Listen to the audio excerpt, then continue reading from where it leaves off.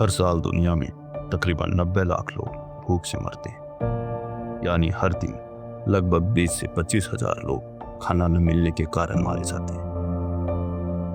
पर क्या कभी ऐसा हो सकता है कि एक इंसान जिसके पास खाना हो और वो भूख से मर जाए, या एक इंसान जिसके पास हीटर और गर्म कपड़े थे मगर वो ठंड में जम कर मर गया? हाँ, ऐसा ही कुछ हुआ था 1978 को, जब 5 लोग अपने घर के लिए निकले तो थे मगर वो कभी अपने घर नहीं पहुंचे, और कई महीनों बाद पुलिस को उनकी सड़ी गली और कंकाल बनी लाशें मिलती हैं, और उनमें से कुछ कभी नहीं मिले।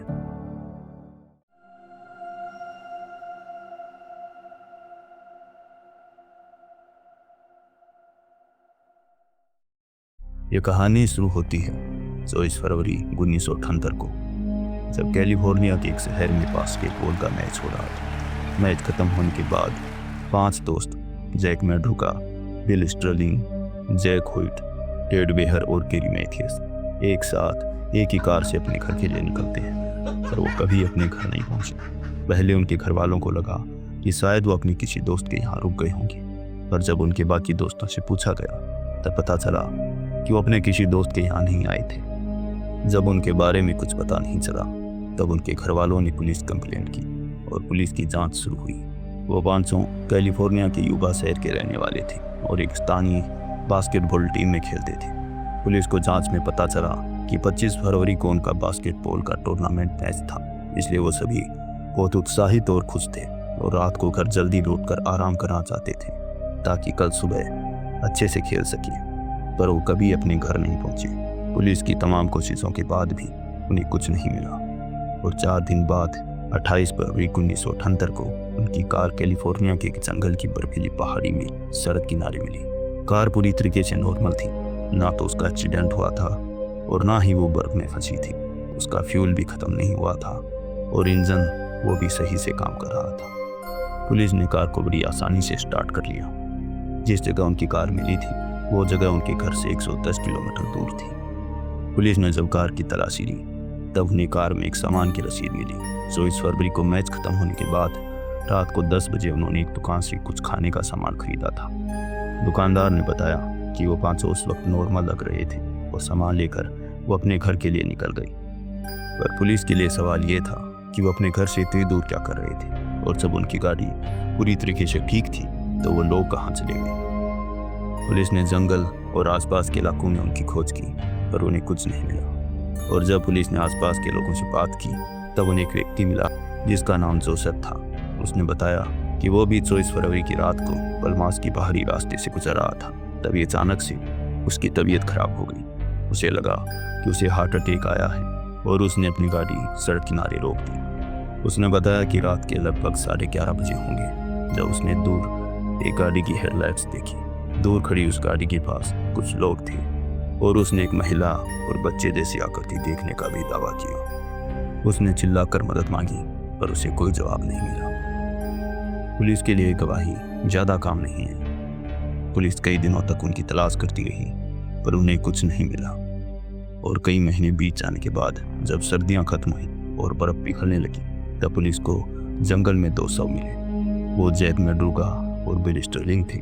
उनकी लाश कार की जगह से 18 किलोमीटर दूर उसी सड़क किनारे मिली। पोस्टमार्टम से पता चला कि उनकी मौत हाइपोथर्मिया से हुई थी और वो दोनों उसी रात या अगले कुछ दिनों में मर चुके थे। इसके कई दिन बाद 4 जून 1978 को एक बाइक वाले ने पुलिस को सूचना दी कि जंगल के एक फॉरेस्ट सर्विस ट्रेलर से अजीब और गंदी बदबू आ रही है। पुलिस ने जब ट्रेलर का दरवाजा खोला तो देखा कि अंदर टेड बेहर का शव था। उसके पैरों का मांस पूरी तरीके से सड़ चुका था और उसका वजन लगभग 40 किलो कम हो गया था।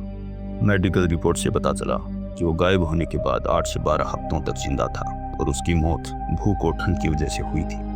पर यही सबसे अजीब और डरावनी बात थी, क्योंकि जिस ट्रेलर में उसका शरीर मिला उसके अंदर जरूरत का हर सामान मौजूद था।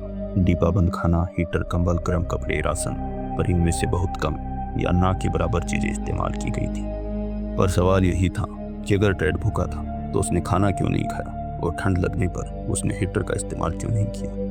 और इन सब के बीच एक अजीब बात यह भी थी कि टेड के पैरों में किसी दूसरे व्यक्ति के जूते थे। पुलिस की जांच में पता चला कि वो शायद गैरी के जूते हो सकते थे, पर फिर सवाल उठा कि अगर ये गैरी के जूते थे तो गैरी कहाँ था। पुलिस ने जब आसपास तलाश की तब उन्हें ट्रेलर से 3 किलोमीटर दूर जैक हुइट का कंकाल मिला। उसके शरीर को जंगली जानवरों ने खा लिया था। पुलिस और सर्च टीम ने गैरी की तलाश जारी रखी, पर उन्हें कभी गैरी या गैरी की लाश नहीं मिली। पुलिस को ये बात अजीब लगी कि टेड के पैरों में गैरी के जूते क्यों थे। क्या वो भी टेड के साथ ट्रेलर में था या वो पहले ही मर चुका था। और जब ट्रेलर में खाना और हीटर था तो जैक हुइट उतनी ठंड में बाहर क्यों गया। पुलिस के लिए ये सब कुछ एक पहेली जैसा था। उन्हें समझ नहीं आ रहा था कि वो अपने घर से 110 किलोमीटर दूर कैसे पहुंचे, और जब उनकी कार पूरी तरीके से ठीक थी तो उसे छोड़कर वो भाग क्यों गए। जब टेड और जैक के पास खाना और हीटर था तो उन्होंने उसका इस्तेमाल क्यों नहीं किया, और गैरी उसका क्या हुआ। ऐसे कई सवाल थे जिनका कोई जवाब नहीं था। पुलिस को कभी उनकी मौत का कोई ठोस कारण पता नहीं चला, पर कुछ संभावनाएं थी जो हो सकती थी, जिनमें से सबसे पहली थी लॉस्ट एंड पैनिक। हो सकता था कि धुंध, कोहरे और खराब रास्ते की वजह से वो खो गए, और जितना वो सही रास्ते की खोज में आगे बढ़े वो उतना ही और खोते चले गए। और कई देर बाद भी जब उन्हें रास्ता नहीं मिला और उन्होंने खुद को जंगल के पास पाया तो डर और घबराहट में वो गाड़ी से निकलकर पैदल ही वहां से निकलने का रास्ता खोजने लगी, पर ज्यादा ठंड और कोहरे की वजह से वो जंगल में खो गई। दूसरी संभावना ये हो सकती थी कि कई देर कोशिश करने के बाद भी जब उन्हें रास्ता नहीं मिला तो गैरी की मानसिक बीमारी अचानक से सक्रिय हो गई। गैरी मैथियस पहले सेना में था, पर उसकी सिजोफ्रेनिया की बीमारी की वजह से उसे घर भेज दिया गया था। तो ये हो सकता था कि खो जाने की घबराहट से उसकी मानसिक हालत बिगड़ गई, और बाकी लोगों ने उसे संभालने की कोशिश की, पर वो कार से निकलकर भाग गया और बाकी 4 उसके पीछे गए।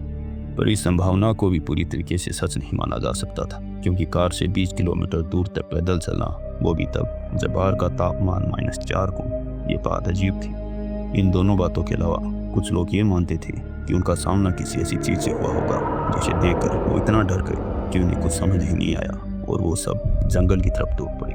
उस चीज ने गैरी को मार दिया होगा, और उसे देखकर वो सब इतना डर गए कि उन्हें होश ही नहीं रहा कि उन्हें क्या करना चाहिए। इन सब के अलावा जो हमारी थ्योरी है वो ये कि हो सकता है कि मैच खत्म होने के बाद एंजॉय करने के लिए उन्होंने थोड़ा नशा किया, और नशे की वजह से वो अपने घर से गलत दिशा में 110 किलोमीटर दूर जंगल तक जा पहुंचे, और शायद नशे की हालत और खो जाने की घबराहट में वो डर कर भागने लगे। पर सच तो ये है कि कोई नहीं जानता कि उस रात असल में क्या हुआ था और क्यों वो ठीक और सुरक्षित कार को छोड़कर पैदल ही सड़क पर निकल गए। जब जंगल के उसके बिन में खाना, गर्म कपड़े और हीटर मौजूद था तो उन्होंने उसका इस्तेमाल क्यों नहीं किया। उन 5 ने ऐसे फैसले क्यों लिए जो उनकी मौत का कारण बन गए। सबसे डरावनी और अजीब बात ये नहीं थी कि वो मारे गए, बल्कि ये थी कि उनके साथ ऐसा क्या हुआ कि वो कार को छोड़कर पैदल ही घने और अंधेरे जंगल में चले गए। और अगर उनकी जगह तुम उस कार में होते तो तुम क्या करते।